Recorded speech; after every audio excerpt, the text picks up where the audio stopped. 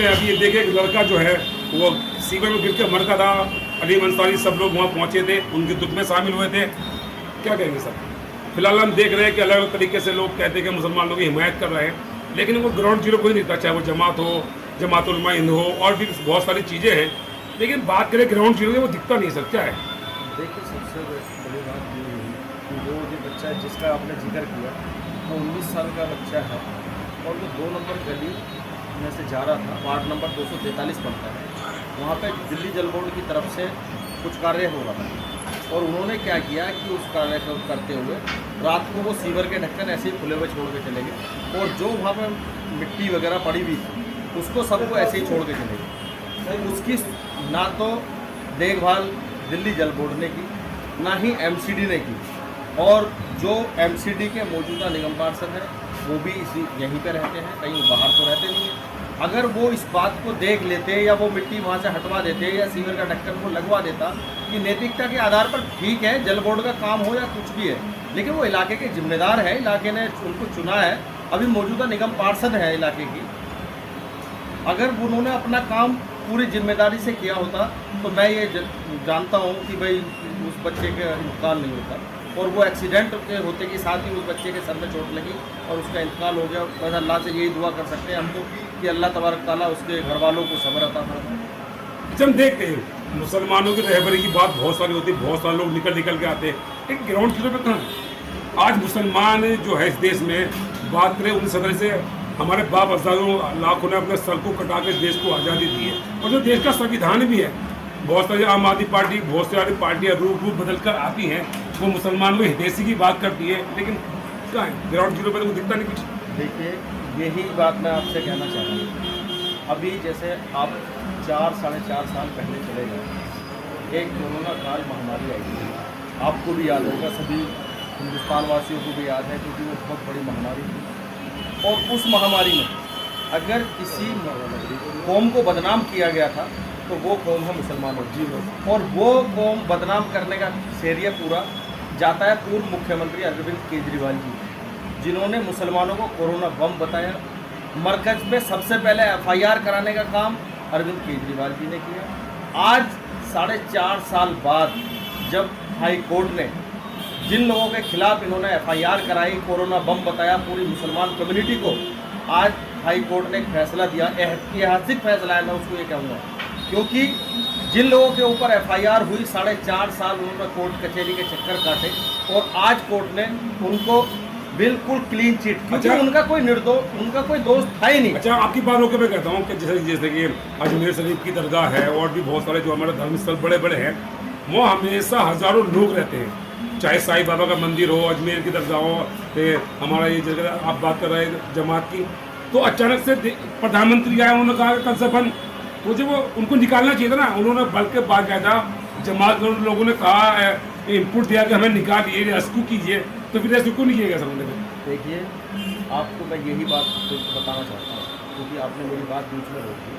आपका जो सवाल है, कोई भी अगर हमारे देश में आएगा तो ऐसा नहीं हो सकता कि हमारी एजेंसियों को ये पता ना हो कि बाहर विदेश से कितने लोग आ रहे हैं, कौन लोग आ रहे हैं और कैसे आ रहे हैं, क्योंकि वो हवा में उड़ के नहीं आ रहे। वो या तो बाई ट्रेन से आएंगे या फिर प्लेन से आएंगे, तो वो जाहिर सी बात है, ओबियसली तो हमारे यहाँ की सरकार को पता रहेगा, लेकिन उसमें एक्शन हमारे यहाँ की जो उस टाइम की सेंट्रल गवर्नमेंट की सरकार थी बीजेपी की, उसका इतना बड़ा एक्शन नहीं था जितना बड़ा एक्शन मुसलमानों के ऊपर अरविंद केजरीवाल ने किया था।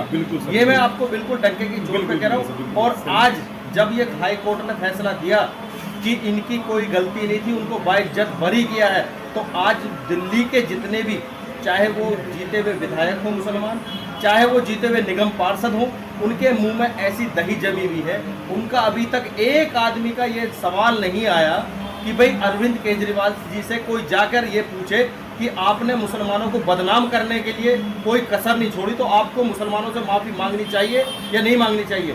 सारे के सारे अपने मुंह में दही जमा के बैठे हुए हैं। और मैं खास करके देखिए, मैं वार्ड नंबर 243 में रहता हूँ और हमारे यहाँ से मौजूदा निगम पार्षद हैं आम आदमी पार्टी के, हसन सबीला। हज्जन सबीला बेगम है, उनको भी ये बनता है कि वो जाएं अरविंद केजरीवाल जी से कहें कि आप मुसलमानों से माफ़ी मांगे, बिल्कुल सर, बिल्कुल। क्योंकि वो भी निगम पार्षद है उस पार्टी की, और अगर वो आपकी बात नहीं मानते हैं तो आपको तो नैतिकता के आधार पर उस पार्टी से रिजाइन करना चाहिए, क्योंकि जिस पार्टी को आप छोड़ के गए, जिसके सिंबल पे आप जीते थे कांग्रेस पार्टी के, आपने ही ये इल्ज़ाम लगाया था कि भाई हमने तो सिर्फ वोट जो है कांग्रेस हमसे बीजेपी को डलवाना चाहती थी, हमने बीजेपी को वोट नहीं दिया, हमने इस वजह से आम आदमी पार्टी ज्वाइन करी। आज तो आम आदमी पार्टी का बिल्कुल चेहरा चरित्र बिल्कुल सब कुछ अच्छा, साफ हो वो चुका है। साहब से मैं बात करूँ, ये उम्मीद तो पहले मेरी पूरी बात सुनिए सर। सुनिए, देखिए ये पहले पूरी बात सुनिए। जी जी, मतलब आप जाके जब ये पूरा चरित्र बिल्कुल निखर के सामने आ गया, बिल्कुल सर। हाई कोर्ट ने बिल्कुल आपको बाइज्जत बरी किया है, मुसलमानों को क्लीन चिट दी है, और जितने भी वो 70-75 लोग हैं उनको कितनी परेशानी हुई होगी, उनके परिवार को कितनी परेशानी हुई बिल्कुल सर, होगी, बिल्कुल। ये तो आप सब हम तसव्वुर भी नहीं कर सकते, क्योंकि जिसका केस था वो ही जान सकते हैं कि कितनी परेशानी होती है। तो क्या ये मुसलमानों के लीडर तो बनना चाहते हैं, लेकिन मुसलमानों की बात कौन उठाएगा, मुसलमानों की आवाज़ कौन उठाएगा? तो क्या इनको ये जाके बात नहीं करनी चाहिए केजरीवाल जी से? बिल्कुल, बिल्कुल, जाके बिल्कुल उनको बोलना नहीं चाहिए कि आप बिल्कुल मुसलमानों सर, से माफी मांगे? सबसे मुसलमानों ने केजरीवाल जी को 10 साल यहाँ सीएम दिल्ली में वो रहे, मुसलमानों ने भरपूर वोट दिया, सपोर्ट दिया हर तरीके से, लेकिन उन्होंने क्या दिया? आम आदमी पार्टी ने मुसलमानों को क्या दिया? कोरोना बम बताया, थूक कर देने वाले लोग बताए, और सबसे पहले मरकज के ऊपर एफआईआर कराने का काम किसने किया? वो अरविंद केजरीवाल जी ने किया। इनके अंडर में पुलिस नहीं आती थी, लेकिन जब मामला मरकज का आया तो सबसे पहले एफआईआर इन्होंने। अच्छा, लोगों का कहना यह था कि ये उम्मीद तो बीजेपी से भी नहीं थी जो केजरीवाल ने की, मतलब वो बीजेपी से बदतर कहे तो अच्छा होगा, क्योंकि ऐसा काम बीजेपी कभी नहीं किया। मौलाना साहब एक संस्थान चलाते हैं, वो कभी भी पॉलिटिक्स में कभी नहीं रहते, वो कभी किसी के बारे में कुछ गलत नहीं बोलते कभी। देखिए, सिर्फ ये खाली मौलाना साहब को बदनाम करने की साजिश नहीं है, ये अरविंद केजरीवाल जी का चेहरा बिल्कुल निखर के ये सामने आ गया है कि ये आरएसएस के ही निकले हुए लोग हैं, और इन्होंने सिर्फ और सिर्फ अगर किसी को टारगेट किया है करके ये सामने आ गया है कि ये आरएसएस के ही निकले हुए लोग हैं, और इन्होंने सिर्फ और सिर्फ अगर किसी को टारगेट किया है तो वो मौलाना साहब को भी टारगेट किया है, लेकिन उनके साथ साथ पूरी मुसलमान कम्युनिटी को टारगेट किया है, और पूरी मुसलमान कम्युनिटी को टारगेट करने के बावजूद भी फिर भी ऐसे लोग हैं कि यहाँ पे जो मुसलमान विधायक दिल्ली में जीते हुए हैं कि उनकी इतनी हिम्मत नहीं, विधायक हो चाहे निगम पार्षद हो मौजूदा, वो उनकी इतनी हिम्मत नहीं है कि जाके केजरीवाल से ये कहें कि वो गलती माने, अपनी मुसलमानों से माफ़ी मांगनी चाहिए। भाई बिल्कुल सार्वजनिक रूप से आप माफ़ी मांगे ना, क्योंकि आपने अनाउंस करके कोरोना बम मुसलमानों को तुमने बनवाया, मौलाना साहब पे एफआईआर आपने कराई, और अगर मरकज पे ताला लगवाने का काम अगर किसी ने किया तो वो सेंट्रल गवर्नमेंट का काम नहीं था, आपकी स्टेट में सरकार थी, आम आदमी पार्टी की सरकार रही है 10 साल दिल्ली में, आपने सारे मुसलमानों को बदनाम करके रख दिया। और आज जो लोग चाहे वो जीते हुए निगम पार्षद हैं, चाहे वो विधायक हैं, उनके मुंह में दही जमी हुई है, वो जाके एक अल्फाज बोल के राजी नहीं है कि हाँ जी आपको मुसलमानों से माफ़ी मांगनी चाहिए। अगर आपको ऐसा ही है तो आने वाले टाइम में पब्लिक भी कोई बेवकूफ़ नहीं है, पब्लिक सब कुछ जानती है। पब्लिक जो है आने वाले टाइम में केजरीवाल जी को छोड़िए, जो नुमाइंदे केजरीवाल जी की पार्टी से भी आएंगे लड़ने के लिए, क्योंकि आने वाला वक्त बहुत जल्दी उनका भी बहिष्कार होगा, और मुसलमान बहिष्कार करेंगे उसका, क्योंकि मुसलमानों को सबसे बड़ा धब्बा देने वाला कोई और थोड़ी ना है, सबसे बड़े ये अरविंद केजरीवाल जी हैं, जिन्होंने धब्बा लगाया मुसलमानों को। क्या कहेंगे लास्ट में सर? देखिए, मुस्तफाबाद के लिए मैं यही कहूँगा, अभी जैसे कि आपने ये देखा कल परसों यहाँ पे जो जिसको खट्टे के नाम से एक जगह है उसको जानते हैं, जहाँ लीडर हैं बहुत सारे, चाहे वो निगम पार्षद हों, चाहे वो आम आदमी पार्टी से जिनको लोगों ने 67,000 वोट दिया वो हों, कोई लीडर निकल कर आया है? अभी इस ज़मीन पे कब्जा हो रहा था, परसों मैंने पीके चैनल के माध्यम से देखा था, तो कोई लीडर निकल कर आया? कोई यहाँ मुसलमानों की लड़ाई लड़ने वाला कोई है नहीं, ये सिर्फ बरगलाने का काम करते हैं, और यहाँ एक बहुत ही मजबूत और जुझारू लीडर की ज़रूरत है, और मजबूत और जुझारू लीडर मैं ये बिल्कुल बखूबी कह सकता हूँ कि यहाँ पे अगर कोई मजबूत विधायक है या मजबूत विधायक थे तो वो हसन अहमद साहब हैं, अदरवाइज। अच्छा, मैं लगभग मैं बात करूँ, लगभग 19 साल से उस बाद में हूँ, मैं सबको पे हो रहा कि यार ज़मीन का चंदा इकट्ठा करो, खरीद दो कब्रिस्तान के लिए।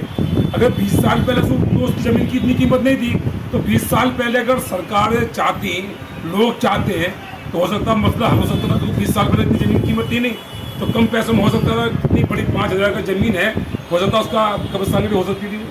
देखिए, हमारे विधायक जनाब हुसैन अहमद साहब, कोशिश की है। मेरे पूर्व प्रत्याशी जनाब अली मेहदी साहब ने अपने मन से ये कहा कि अगर मैं यहाँ से मुश्तबा से आप मुझे विधायक बनाते हो तो मैं इस ज़मीन को कब्रिस्तान के अंदर गवर्नमेंट से किसी भी तरीके से मैं करा सकता हूँ। ये उन्होंने कहा, बिल्कुल खुले मन से कहा। लेकिन ठीक है, हार जीत चलती रहती है।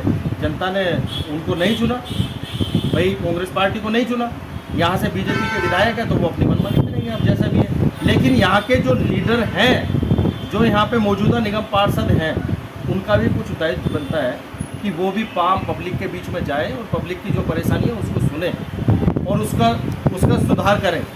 लेकिन ऐसा है नहीं, वो अपने घर से बैठ के राजनीति कर रहे हैं, तो घर बैठ के राजनीति नहीं होती। आपको पब्लिक के बीच जाना पड़ेगा और पब्लिक की बात रखनी पड़ेगी। तो देख सकते हैं, ये बहुत बड़ी खबर है। केंद्र चलने के बीच लगभग 4.5 साल के बाद जो है वो मसला सामने आया। कुछ लोगों का ये भी कहना है कि केजरीवाल से उन्हें इतनी उम्मीद नहीं थी कि उनके दिल में मुसलमानों इतनी नफरत है कि मुसलमानों की एक मजबूत संस्थान को चलाते हैं, और वो राजनीतिक भी नहीं है, वो संस्था राजनीतिक भी नहीं है, एक सांस्कृतिक संस्था है। लेकिन आज वो इतने दिनों बाद वो फैसला आया तो सबका एक स्वागत हो गया। सब लोग जो है माननीय कोर्ट का भी स्वागत कर रहे हैं कि उन्होंने सच को पहचाना और लोगों के मुंह पे जो तमाचा मारा है वो बहुत जरूरी है। तो